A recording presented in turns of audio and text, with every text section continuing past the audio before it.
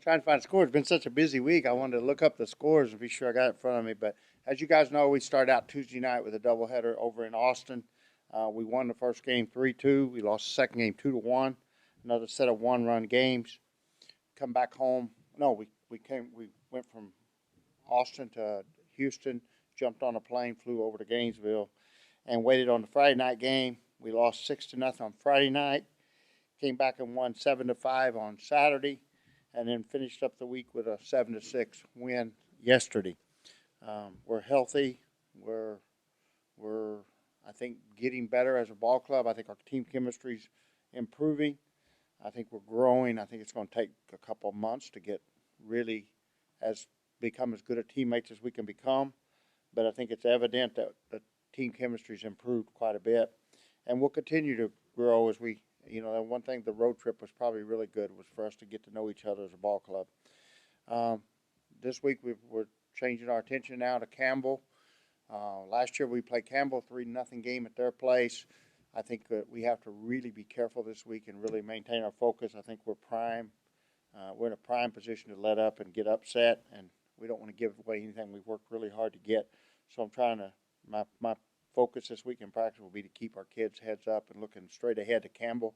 And then Friday, Saturday, and Sunday games with Coastal Carolina, who played us really well. Our last regular season game was 3-2, and then our last championship Sun Belt game was 1-0. So we played them 5 times last year, and it's pretty simple for my kids to understand. It's hard to beat any good ball club 8 times in a row. So they'll be a very difficult opponent this weekend. They're playing good ball. Campbell's 10-10. They're 12-5. So we got 2 teams with, 500 ball clubs or better. And Coastal Carolina's a very well coached team. They know our team inside out because of the playing us 5 times last year. And I think it'll be a battle all week.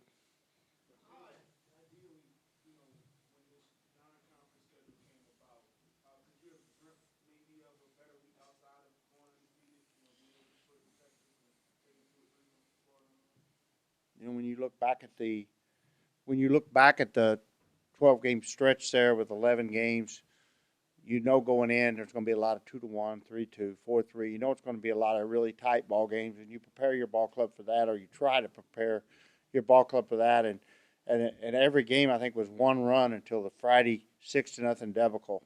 And as a coach, I cringed throughout that game. I think we made every mistake we could make. We played poorly. I slept very little that night. I was up till 3 o'clock in the morning watching the film. I wrote down over 40 mistakes that we made in that one game. You make 40 mistakes against a top 10 ball club, maybe a top 5 ball club like Florida, and you're going to pay for it, and we paid for it. If you watch the game and you broke it down, we left so many runners, it could have been very close. So I think that game actually might have been a better learning experience for us than even the 1-run losses. Because we just did so many things wrong.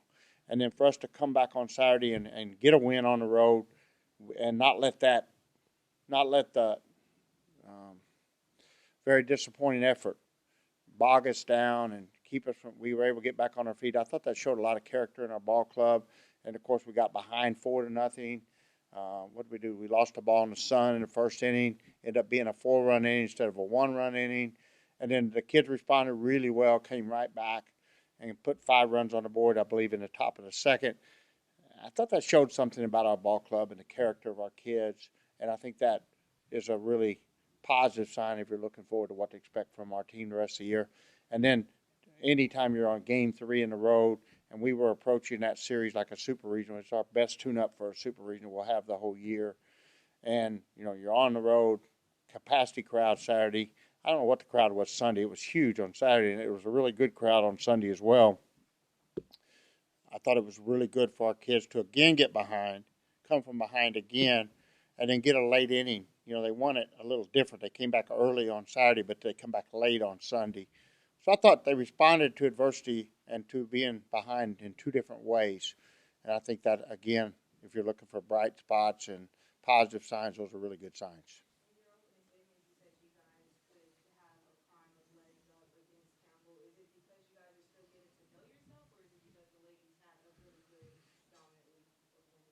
I think a lot of reasons when you in college athletics, you come back home off the road Obviously, kids have missed some class. It'd been 7 days since they'd been in the classroom, or 8 days since they'd been in the classroom.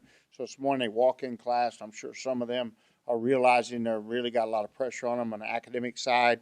They're going to tend to want to catch up and do well because they're outstanding students, and so they're going to shift. They're going to shift back to academics, and they should.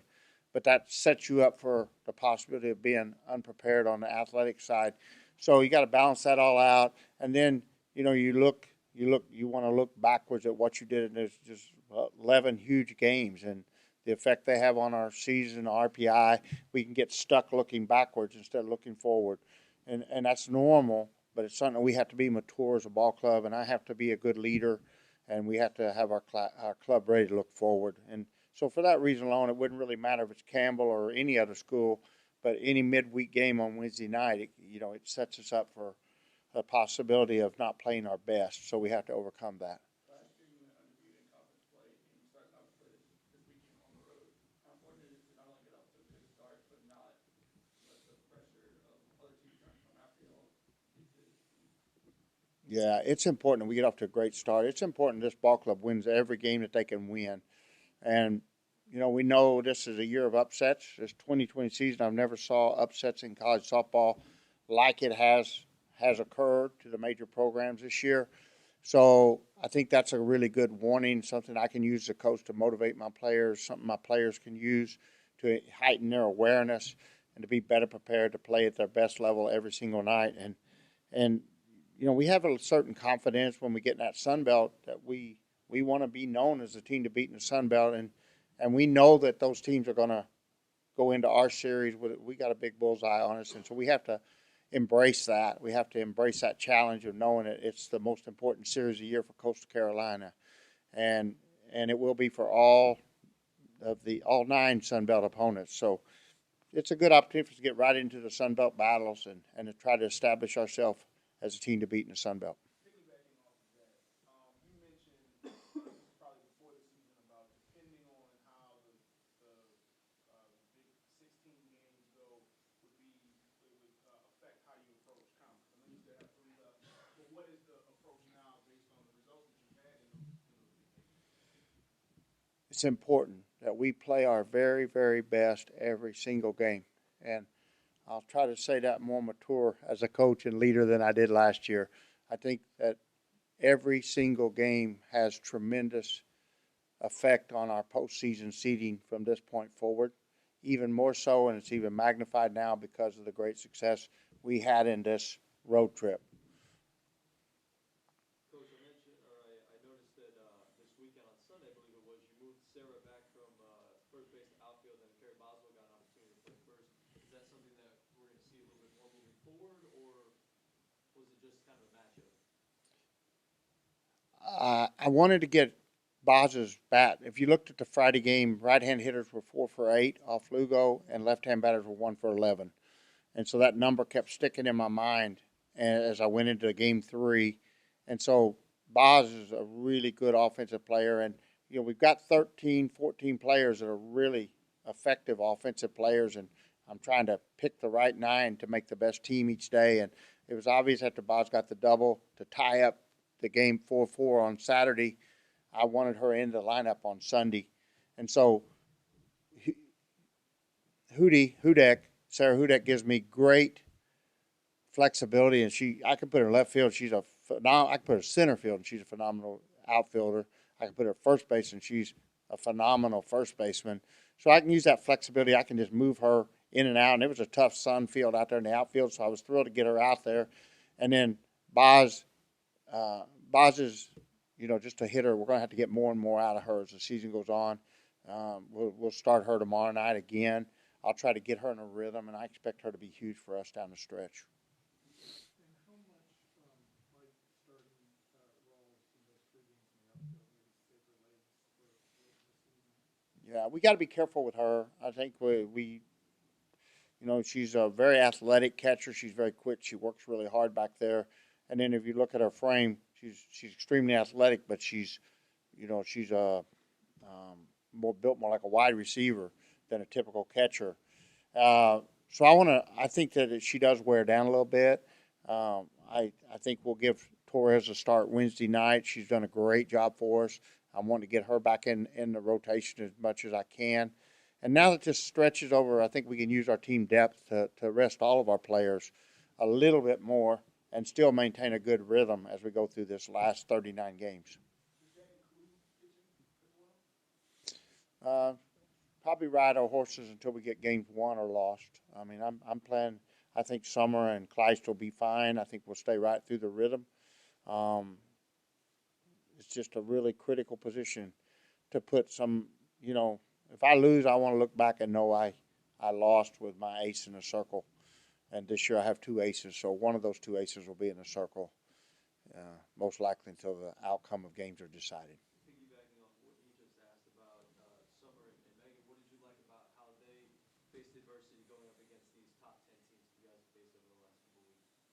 I thought they were both fantastic. I mean, if you look at the games and the way they did, they didn't quit. I mean, Kleist come in yesterday and give up 3 runs in the second, but then you look at the next couple innings, 0-0. She shut it down. It takes real character to test the true inner metal of an athlete to have a bad start to a performance and then right the ship. And then Summer did the same thing on Saturday. She really gave us a chance to win the game, and that's all we need. We don't need our pitchers to be perfect. Our pitchers have to understand and mature and trust. I think they're already mature, but I think they have to trust our lineup, and I think that takes the lineup. It takes time. The lineup has to have those opportunities to come back. And now we've came back for Kleist against Birmingham. We came back for Summer over and over. She knows we can come back. But I think Kleist is starting to understand now, like, hey, just shut it down and hold the fort, and they're going to come get me. And so it was a really good opportunity for our offensive lineup to build trust in their pitchers. And that comes back to the team chemistry thing that we've talked about how important it is since before the preseason. You mentioned, I'll just say this about the chemistry. I got an opportunity to go see you guys in Birmingham on Sunday, and just sitting there and watching, I noticed, that you have Morgan Gray and Brittany Holland who don't even, aren't playing all that much, but they're staying in it every single inning, in between innings, dancing out there and having a good time. How much does that affect and keep the whole group kind of loose, what they do? I'll say it this way. I don't think there's anybody on our roster more important than Brittany Holland and Morgan Gray right now. They are just phenomenal teammates. They're winners, and they're doing what they can do to help our ball club in that role of keeping our dugout loose and relaxed. And I can't express the amount of respect I have for Brittany Holland and Morgan Gray, and for them being able to have the maturity to do what they're doing for our ball club. And we talked in the preseason, and my biggest concern in this road trip, in this 12-game stretch, was if we could develop the club chemistry to be able to win games and hard-fought games, because I know what it takes to win in the SEC. And I knew it would be a test of our character and our team and how much we come together. And then when you look back and you look at Texas and you look at Ole Miss and you look at Oklahoma State, and there's been so many come from behind victories, and then there's been so many one-run games. You really now, after it's over, it's easier to see what I was talking about in January, how important that chemistry and how fast we can get our team to come together chemistry-wise was going to be. And, I think if we could play that same 12 games 2 months from now, I think we could have better results, and that's where I'm excited about our ball club. I think we can improve. Our challenge is to improve more than any team in the country over the next 60 days, and that's my goal and my role as a coach and leader is to be sure that happens.